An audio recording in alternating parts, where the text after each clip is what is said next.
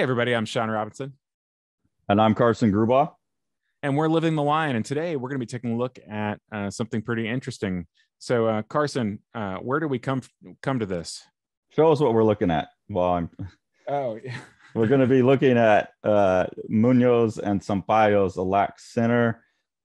This is your fault, but I'm really excited about it. It gave me an excuse to buy this book. We came to this like the Shadowhawk video, two videos out of one. From the Trencher video, Keith Giffen's Trencher. Yeah, and Keith Giffen, if you guys haven't watched that video, is a very, very interesting cartoonist, a copycat extraordinaire, somebody who really stretched out his drawing abilities. He started on the late 60s or early 70s at Marvel, and then quickly shifted to DC. And throughout his career has had a wide variety of styles that he's worked in, including that fabulous Trencher style, which I think it's safe to say was a sort of reaction against some of the blowback that he had had with one of the previous styles that he was working with. So being a guy who had been known as a sort of Kirby acolyte, Kirby-esque artist, he had several pivots, somebody who was, pivoted in a lot of different styles. And then one of those pivots was working in a much, much higher contrast style. And this got him into some problems. And this is a February 1986 Comics Journal article that was written by a person named Mark Burby, and it's called Trouble with Keith Giffen. And essentially this article accuses Giffen of plagiarizing and sort of attempts to make it like a moral issue, and specifically claims that Giffen is actively stealing from this artist José Muñoz. Yeah. And what do you think about the evidence, Carson? As presented solely in the article. I mean, this first one is definitely like, I get it. I get why they're looking, like composition's pretty much the same. He shifted it more flat on, but like even the character with the umbrella, I get it. I get why people see this, but they're not exact copies either. Like this has a character's hand, the bottom left, which is the Giffen one, has a character's hand reaching from above down, and the other one's got the character grabbing their own chin. Mm-hmm. But then you get a three panel sequence like that on the top right, and then it comes over and has a lot of similarities. Like you zoom in, you take that character, you take the fall. Yeah, the fall's pretty similar, and then that distorted face. It's pretty obvious he was looking at it. At least I don't think he was like tracing it. So do you think he was actively looking at it while he was drawing it, or do you think that it's possible or even probable that he really seriously, studiously studied Munoz's work and internalized some of these things and happened to output it at a later date?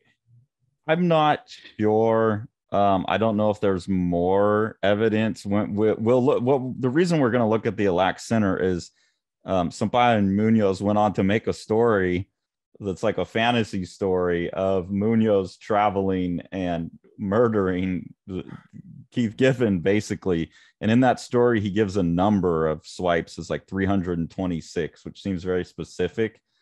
And if there really are that many, I didn't read this article all the way through, but if there really are that many, then it's maybe a little harder to believe. But you also found this article, which has a piece that talks about it, right? Yeah. So this is an interesting interview that Giffen gave, and it says, just backtracking a little bit, there was a controversy with Ambush Bug with Munoz. Yeah. I didn't even know what I had at that point. A friend of mine who shall remain nameless because I don't want him dragged into this showed me a whole bunch of Xerox pages of this Munoz artwork. I was flabbergasted. I think for about a month I couldn't work All I could do was study this guy's work, poring over it and poring over it until the point I practically became that work and I stepped over a line. I fully admit that, not for any of the reasons they claimed I did. There was no time I was sitting there tracing or copying, no, duplicating, pulling out from memory and putting down on paper after intense study. Absolutely. Did Munoz wrong? Sure did. I guess they could have a nice little article about how you get so fixated on something and so obsessed by it, you can actually do somebody that you're a big fan of wrong. The odd thing was the end of the whole thing. I got Justice League and then my career really took off. So I don't know how that works, laughter. I'm not kidding. I was so gun shy at that point about putting pencil to paper. I moved into the plotting and breaking down and telling the story, which I always thought was my strong point anyway. I think I tell a story really well visually. I went into that for a couple of years and the art didn't seem to matter much anymore until Trencher came along, which was an experiment and not penciling. And then they verify what you said during the Trencher, that he did it straight to ink. Right. Taking a zipograph and drawing his glasses and go. Which is nuts because of the stylization and that, like I said, that he maintained the consistency of the way he abstracted on the fly is impressive. Absolutely nuts. Yeah. And I think you get a good peek into, Giffen's personality here. And, I try to take people at face value, especially when there's not a compelling reason to not do so. He seems like somebody, if you're the type of person who can be so bowled over by an artist that you spend 2 months of unproductive time just copying them, you can internalize some of those things and just start seeing it, especially, I'm a songwriter and I have noticed songwriters who have intuitive processes, in other words, that as opposed to a formally analytical process, oftentimes will accidentally come up with songs that have melodic lifts from other songs. And I think allowing yourself to have a certain percentage of your process be guided solely by intuition does open you up for the possibility of, accidental theft. That being said, that elephant. That's pretty damning. That one right there. That's the most damning of all the ones we've looked at so far. Specifically, the elephant and the radio, and the way that the radio is lined up with the top of the lamp at the same time. Yeah, and like there's more space in between her knee and the lamp, and there's features change, but the lamp with the little strings on it, the angle of that bottle in her hand. I mean, the hand, whatever she's holding, the bottle of cream, not the hand on the leg. I mean, he made changes. He split the fingers across, but it seems a bit questionable to me that you would internalize it so much that you get the exact same composition with the same elephant lamp in it. Right. That seems, I don't know. Yeah, maybe. But I'm not sure. I guess it's because he wasn't quoting it, because I think now appropriation is such a kind of intentional strategy that so many people use that it's not a problem. And if there would have been some reason for it in the story, then it could have worked. I just don't think he was doing that, and that's where the problem comes from. Mm-hmm. So I don't know. It's hard to ignore some of them, like the exact angle of the body leaning back, the exact same design on the patch on his shoulder. I mean, it's obviously not a tracing, but to me, I have a hard time believing that he wasn't, because he said I wasn't tracing or copying, but it's hard to totally believe that he didn't have it sitting there looking at it.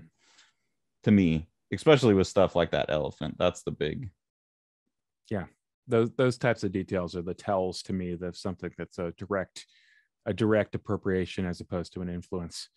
But like we said, I don't think it's any coincidence that the major art job that he did directly after all of this imbroglio, he went into writing and layout, and then he goes into something that doesn't look like anything else we've ever seen. Yeah. He goes directly from that to Lobo and Trencher, where he's using this direct to ink anchored stuff. That's the other thing, is like you can see him working through with the Munoz influence stuff. You can see him working through the sort of, how do I anchor a page with these blacks? What type of stylization, like that one figure with the guy with the real gaunt chin, you've got this crazy brush stroke right across the chin, and he's like trying out all these black things. And he goes into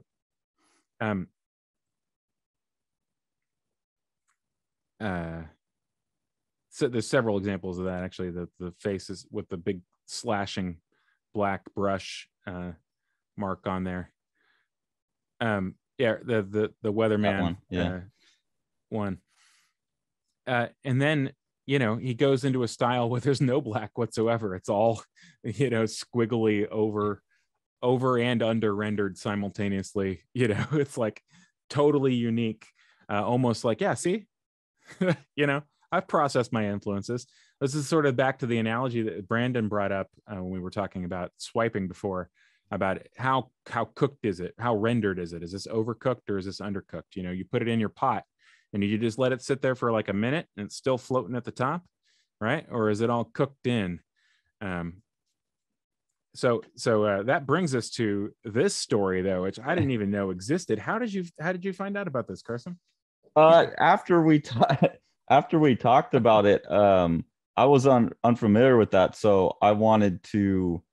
I looked up examples. I just wanted to see examples of the swipes, and when I just typed in like Munoz Giffen swipes, I just somewhere in all the articles I saw online or whatever mentioned that they went and did this story. We'll get that up on let's screen take a look here.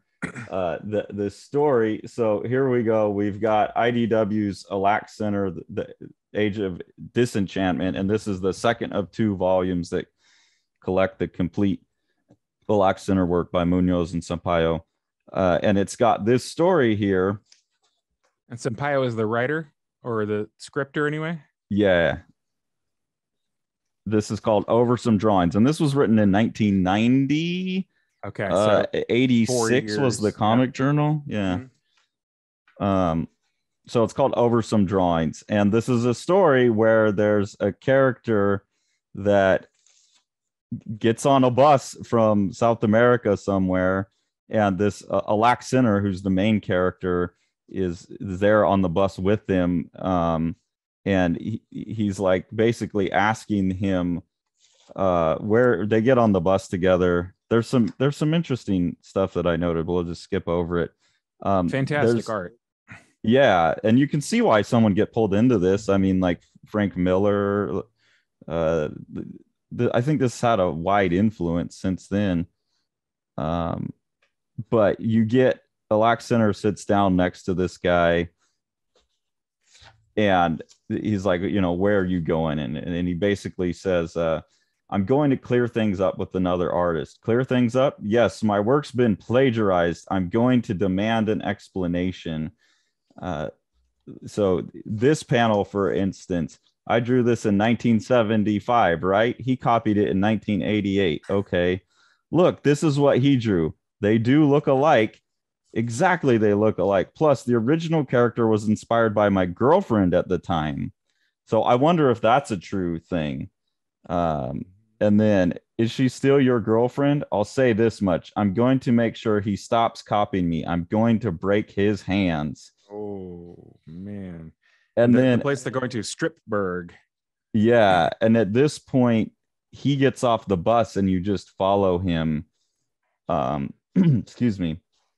You follow him and he goes to the house of the artist. Well, you see Alack Sinner being like, man, I can't believe this guy's doing this over some drawings. So he goes to the artist's name, whose name is Kitten, which is, he's calling him a pussy, basically, using Keith Giffen. And he goes, he's very well-to-do and rich, and this guy's complaining about, I'm living in a dump without hot water, the bastard. He got rich from copying me, the miserable son of a bitch. And then you have Kitten here, opens the door, and he says, my name's Martinez, and I'm Kitten. I don't believe we've met. And then he immediately says, come on, Mr. Gonzalez. And I thought, oh, man, how did they do like they got the name wrong, but then then he calls him Mr. Ramirez, and you see that he's just like using like Spanish names. Every Portuguese or Spanish Hispanic name that he does. Yeah. Now, I'm Martinez, the artist who you stole that work from, the work that made you rich. And then here he accuses him of, yes, the truth is I wasn't expecting you, blah, blah, blah. Do you have an explanation? I didn't copy you. I was more inspired by you. Nothing more. Surely that's not illegal. And then he's like, here's an example, 342 examples I've found. And that's where I think that's such a specific number that I wonder if that's like truth as well. You know, did Munoz find 342 examples? And then they get into by the gods of Olympus, it was a subconscious homage. You're an extraordinary artist. Your inspiration transcends you. Extraordinarily poor. I live in squalor while you fill your pockets, thanks to my drawings. Does that seem fair to you? That's absurd. I was mercilessly criticized because of your inscrutable style. My book sales have plummeted. Yeah, like you ruined my career. If my art is so inscrutable, then why did you copy me? Damn it, we all make mistakes. I'm not the one who thinks you're inscrutable. The public does. Yeah, so it's like a fun back and forth dialogue, and then they get in an attack, basically. Like they get in a fight, and then he finds out, like, you even appropriated my girlfriend. And you don't know if he's meaning the character or if like he's actually saying like you've slept with her or whatever. You took control of my soul. I'm going to take it back. And he kills Kitten, and then Alack Sinner wakes up in the bus, and now that's supposedly just a dream he's had, that this hasn't actually happened, and it's not a dream that the character had. So it's like Munoz is saying, this isn't my fantasy. This is someone else's fantasy. Some bio wrote this, not me. But then you go, like, he gets off the bus and they see a TV story where cartoonist KK Kitten. So you got the KKK. So he's a like racist piece of shit stealing my stories. That's on the news. And Jose Martinez died yesterday from a gunshot wound. The murderer who turned himself in immediately afterwards was the famous cartoonist KK Kitten. So like he did go to his house. They did get an altercation, but the Kitten shot him in self-defense. And then they have this little bit about illegal immigration causes the situation. Like the news is going on about like, we can't let illegals across the border because they're going to pull off this kind of altercation. You know, the news goes on to basically make it an illegal immigration argument based on the South American cartoonist coming across the border and attacking a cartoonist. And then the last little bit, Kitten also stated this attacker had a habit of plagiarizing his drawings, which was to him a sign of mental instability. Yeah. So man. That's why it was like, oh, Sean, there's this awesome like rebuttal story that Munoz did. We got to get that book and take a look at it. Plus, I like Munoz's art. I have his Billie, I almost said Billie Eilish, Billie Holiday book. I haven't seen that. I was excited to get more of his stuff. A little disappointed with the physical product, not the art, but this is a IDW book, and I don't know how they found this grade of newsprint because I have not seen it for a long time. You'll be very familiar with it if you have aging books on your shelf from the era of newsprint that feels like toilet paper. Hurts to touch it. It makes my hands itchy.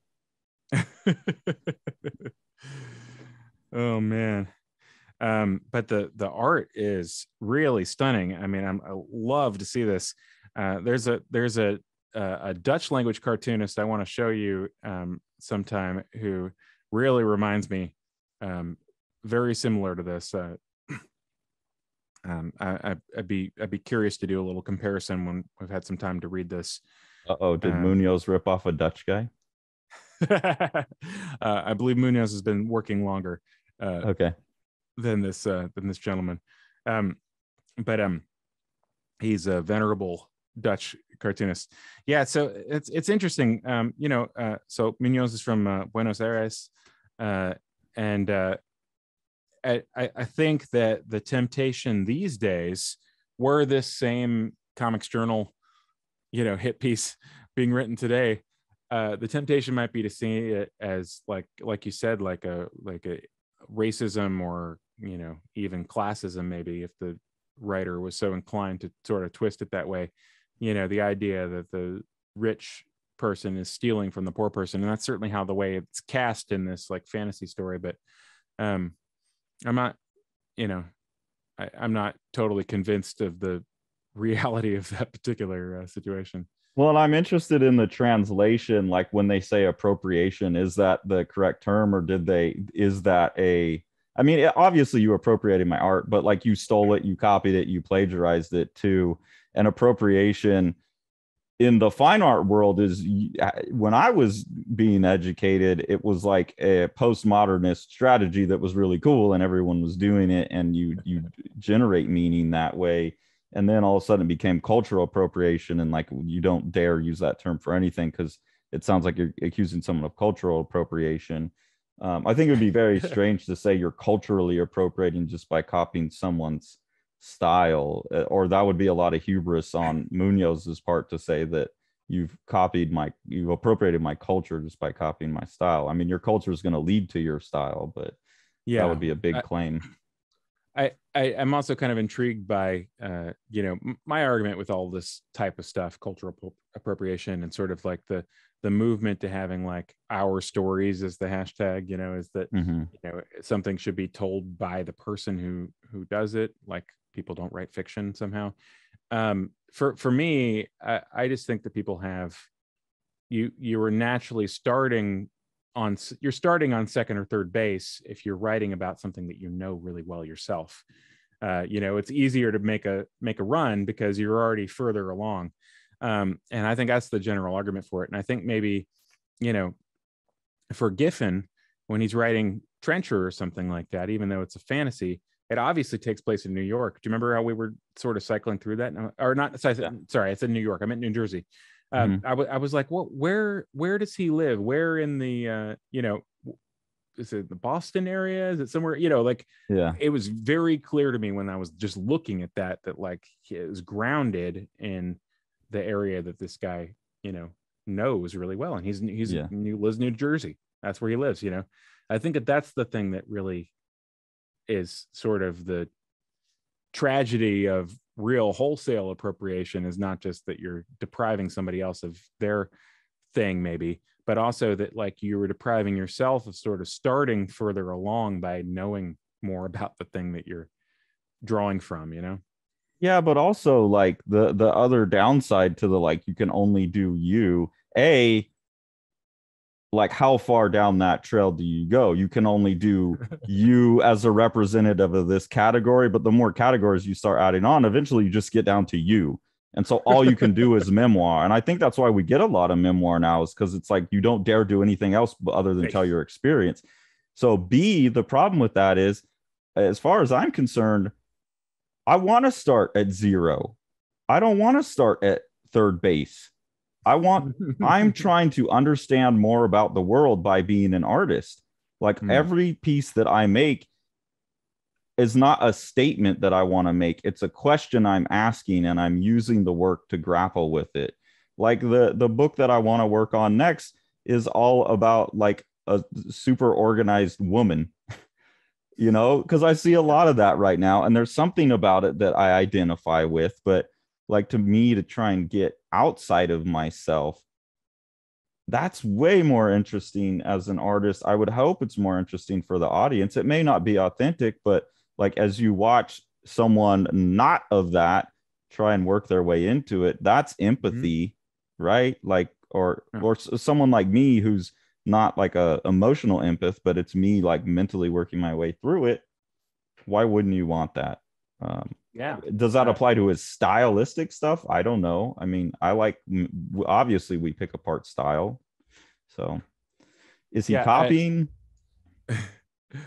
I'd be very curious. Just as a total coincidence that I brought it up because of the art style. But when we do talk about this book, the Dutch guy that I was talking about is named Matt Hendricks, and he made a book called Tibet, and he's a Dutch language artist who made a book about Tibet and about the founding of Tibet, and is working in a very, very distinctive style. And I think that book, at least the section that I've read of it in English, because the whole thing hasn't been translated, it really strikes at some kind of similar issues. One of my favorite manga of all time, we should talk about sometime on the channel, also hits a very, very interesting place. Moto Hagio made a book about gay children living in a what do you call it, boarding house in Germany. And so she's a Japanese artist, woman Japanese artist writing about gay male Germans. And you get this very exciting sort of friction between her imagination of this environment and what it's like. And, you know, maybe what you might know a little bit more about. And, you know, if you lived in a boarding home in Germany in the 40s, you might be really mad at the book. But if you didn't, it's really interesting, you know? Yeah, but I also feel like really when you get into those theories, like you'll also pick up the fact that only people in a place of power can do like the appropriating. So like Japan isn't the dominant world order, and so like it's okay for a Japanese, like when you get into the stranger parts of those type of theories, that is what they believe. Like you cannot be racist if you're not like a white male, you know? Yeah, and which is obviously patently false. So therefore you cannot culturally appropriate if you're like, because you're not doing the damage of the appropriation. I don't think everyone who talks about that believes that, but that is part of the further conversation. So sure. Like I see a lot of stuff from Japan that I like. Berserk is huge. Why isn't that being canceled? You know, like it's just, it doesn't apply because they're not the dominant power structure that people are irked by. So I don't know. I mean, that's pretty far afield from what we're talking about here. And I don't think Keith Giffen was living in I mean, maybe after Trencher came out, he had a couple $1,000,000. I don't know. I mean, I'm sure it was only a couple 100,000, but I don't think he was living in a mansion. No. I think this is a fantasy. The entire story is a fantasy, but I mean, you know, it's also a fantasy that's probably grounded in real feelings of irritation. Especially that one panel, that is the only one of that article that really just got to me. That's the one that he should be, you know, embarrassed by, is the woman, you know, going through her morning ablutions in this sort of like squalor, but also like beautifully decorated place. That's the one that, like, you know, you can't just slap that in a superhero comic. I mean, somebody really made something there, you know. Yeah. Could we pop that up one more time for yeah, let me see. I'd close that file out. Yeah, sorry. But no, I can get back to it pretty easily. But that accusation of like stealing from a poor underexposed artist was part of the article, right? Like that was part of the definitely was what they whipped up. And it's like, I don't know, is he really underexposed, or he's just underexposed in the United States? Yeah. Like, right, was he a well-renowned artist? Like, I don't know enough about all of that to know. Yeah, I mean, I think he was internationally published in '86. And you know, where was that's the panel with it's the elephant to me that's kind of the sketch. Like, you don't just come to that conclusion. And the lamp tilted at almost the same angle with the beads hanging off of it, and you know. Yeah, that you talk about well observed. That's one of those. That is a well observed intimate moment, and transporting that into somebody talking about Earth 1 and Mr. Plixus and Earth 2 and all that Superman this and Superman that. I mean, come on. Superman promised he'd straighten this out. Nuts. Yeah. The frame's in the same place. It's just not bent. The same radio, the one knob on the thing. I don't know, but I don't get the sense that like I don't know what both their financial situations are. Apparently Munoz didn't have warm water, but like who in America like probably doesn't, you know, like I don't think Giffen was like exactly raking in huge bucks. I could be wrong. I guess my point was that it's irrelevant to the you know, to me it's like, you know, thievery is thievery, and you know, I don't know. Well, here's the other question that I wanted to ask you based on the article. Okay. They're freaking out that he ripped off Munoz. No talk about that he spent the majority of his career drawing like Kirby, and that there's a bajillion other people that had spent their career to that point drawing like Kirby. So it's just because it's an artist we don't know. It's because he has a more peculiar style that hasn't hit yet. It's because they seem more specifically swiped. Like, was there swipes from Kirby? Can you even identify a swipe from Kirby? Because like how many of that same like that, right. You know, we're talking about Shadowhawk, like how many like Wolverine jumping gonna land on his face? You know, why wasn't that part of the conversation? Like, what about that one artist made it worth talking about, but not all of the Kirby clones, all of the Liefeld clones, all the Jim Lee clones? Yeah, that is a very interesting question, and I don't know if there's a good way to answer that or interrogate that, short of taking a time machine and asking this guy what he was thinking. But yeah, that is a very interesting question. I remember back in 2011, shortly before my first book came out, somebody approached me about, hey, can you draw me something in the style of X? And I just sort of tossed that out to the illustration group that I was part of at the time and said, hey, you know, somebody asked me to draw them something for their business in the style of X. And somebody got really, really mad, like huffy, you know, and said basically like, every time you draw something in the style of X, I'm saying X because I didn't actually tell this person who it was. What you're doing is you were devaluing the work of X. You were making it so that X can't work anymore. You were taking work away from them, and by willing to work for less than they presumably would, you're basically a scab. And after the person vented this, I said, well, he's dead. And it seemed to resolve it for that particular person, but I've always sort of carried that around with me. If you are essentially like a strike breaker or a scab or somebody who's willing, you know, to work for cheaper, if you can emulate somebody's style, does that resolve you of responsibility once that person is deceased and therefore no longer able to make anything new in their style? Like, am I allowed to, you know, make Charles Schultz knockoffs now?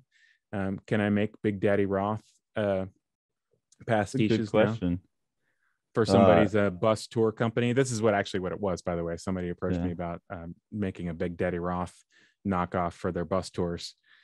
I think though, past the 80s and 90s, when postmodernism hit, style, and I've talked about this many times, is one of my favorite things to do with my art, is style has become symbol, and symbols are there to communicate with. And if you're like doing a De Stijl cover design, are you ripping off Mondrian and Theo von Doesburg, or are you using a symbol that communicates early Bauhaus modernism? Yeah. And I'm on the side of, you know, the statement, as long as you're making a statement. But I did get into a similar situation where the artist Travis Charest, who we talked about with someone in an earlier episode, there's a lot of guys who draw kind of like him now. At the time, like, no one could touch it. It was this really crazy style that broke a bunch of people's brains when he did X-Men Wildcats Golden Age, and then he did a run spelled Charest? Yeah. Okay. amazing artist, broke a bunch of people's brains. We were all, I was always hanging out on the Wildstorm message boards because I wanted to work for Wildstorm, and those were all the artists I like. And a bunch of us, because that guy was slow as hell, and he was always missing his deadlines.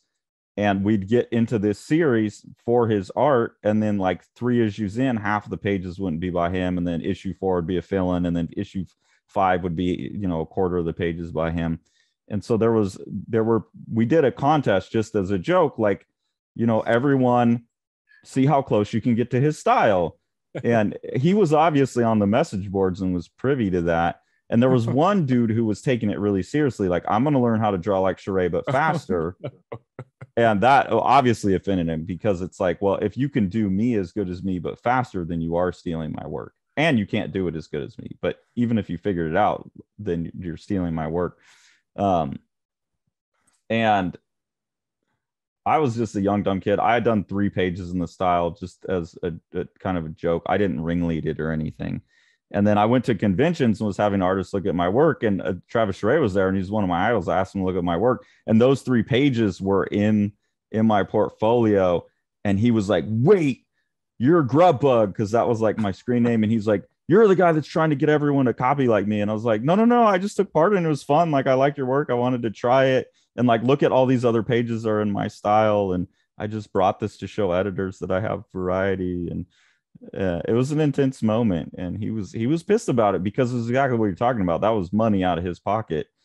But at the same time, like, quit fucking playing video games, dude. Quit erasing so much. Like, meet your deadlines, bro. And I mean, he's hardly done anything.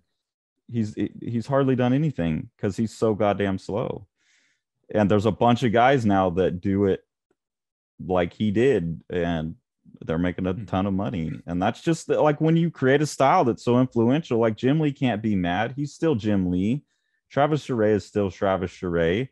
But George Molina, I think, is one of these guys that's got his style. Or like Chris Stevens, who we're looking at, it looks a lot like Travis Charest. But you both are getting work, and everyone knows Travis Charest is Travis Charest still. So I don't know. I get it, but not really. Yeah, I don't know that there's a definitive answer. It's just an interesting problem. Yeah. But I always sort of mentally come back to that, that guy just being really mad, like he's gonna, we're gonna get into fisticuffs about it. Not even his work, on behalf of an anonymous artist that I hadn't even named yet, and he was already rolling up his sleeves, Yeah. Anonymous artist that I'm happy to say now is Big Daddy Roth. I was asked to copy Big Daddy Roth, and the answer was, could I do that? Yes. Am I going to do that? Too distinctive. Yeah. Not going to put my name on. I don't know. I mean, I'll do that stuff on purpose, obviously. Yeah. I mean, there's stuff that will be coming out from me where I straight up, like, that's part of the game that I'm playing, though. Yeah. It's Easter egg hunt. Like, where did I swipe this from? So I don't know. I think there was ways to do it. I think the problem here is there was no extra meaning generated by the fact of the swipe.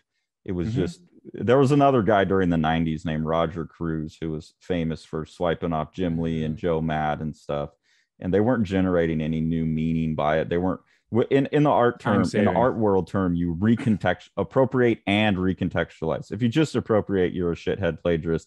If you recontextualize, you're an artist. And those are very blurry lines. Like Richard Prince, look up Richard Prince. He's the king of that. I was about to say, you look forward to our new YouTube series, Richard Prince Shithead, and then Damien Hirst Shithead. I like them both. I mean, it makes me think. It's smart work, so they've recontextualized enough in my book. But anyways, yeah, a really interesting conversation. I'm glad you brought that up in the trencher, and I'm glad we got to follow it up. I'm not so glad that IDW does poor translations. It was hard to read that story in spots. And then this art deserves more than like the newsprint that the Macy's ads that I was jerking off to when I was 13 was printed on. That being said, Sean Man. said, "Wait, what?" That being said, go buy this. I'm not gonna vouch for its functional qualities as a flip material in the sense of the Macy's catalog. But from a stylistic standpoint, some great stuff, and I'm looking forward to reading this. Mine arrived 10 minutes before we recorded this video. Oh, okay. Well, you did a very good job acting like you knew what it was about. Yeah, I haven't read the rest of it yet.